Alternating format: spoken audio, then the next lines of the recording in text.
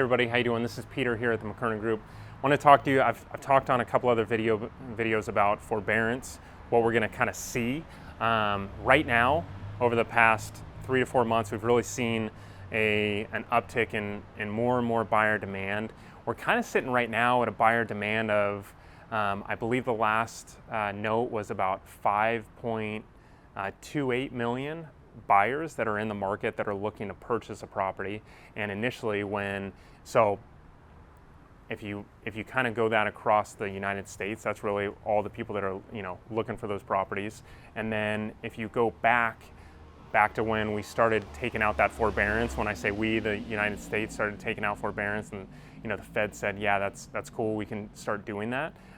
There's about 7 to 7.5 million people that took forbearance out on their property and said, okay, well, hey, I need some type of help, right?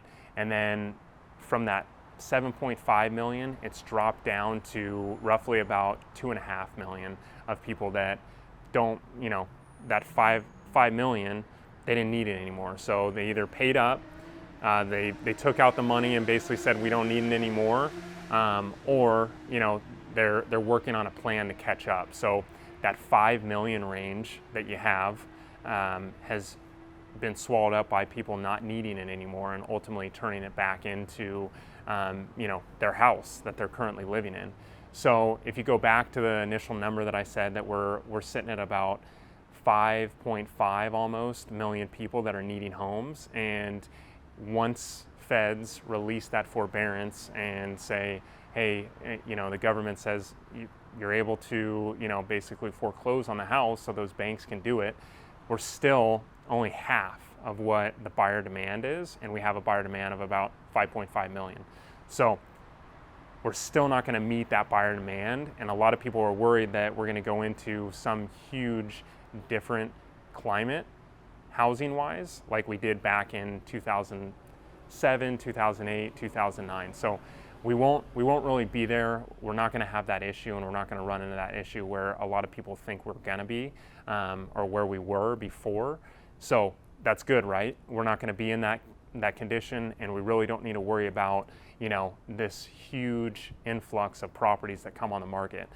Just to give you some type of context, especially if you're in Orange County, when we went into that, we had, in 2007, we had 18,000 listings. Right now we have 2,600 listings on the market that are active.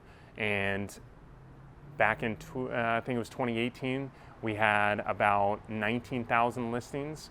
Comparatively to now, we're, like I said, 2,500. So when we were facing then that type of issue with foreclosure and people losing their homes, we're at a way different, we're at a 10 to 20% difference, or times difference than what we were before, just in Orange County. And that's across the United States, where we have that lack of inventory that we're facing. So even if we had that influx of 2.5 to, let's say, 3 million, we're still going to eat that up by that buyer demand of 5.5 million. So don't worry about it. We're not going to have this huge drop off and ultimately, this big housing drop in price. We're not going to see that, because ultimately those properties that come on the market that are maybe foreclosed on, they're going to get eaten up by some institutional investors and then a lot of smaller investors that are looking to buy and flip a property. So don't be concerned. We should be good, and we won't have any issues when that pops up. If you guys have any questions or any comments, leave them below on the YouTube channel. Thanks.